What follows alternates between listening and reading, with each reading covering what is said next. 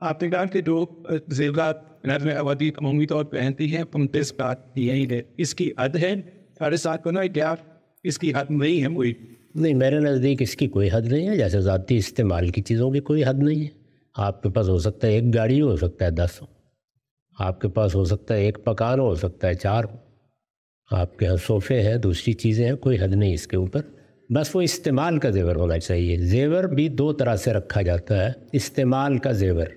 یعنی ایک تو روز مرہ پہننے کا ہے، تقریبات میں پہننے کا ہے، یہ استعمال کا زیور ہے، تو اس میں کوئی زکوٰۃ نہیں ہوگی۔ لیکن ایک یہ ہوتا ہے کہ سونے کی صورت میں بس کچھ محفوظ کر لیا جائے، کبھی کام آئے گا ہمارے،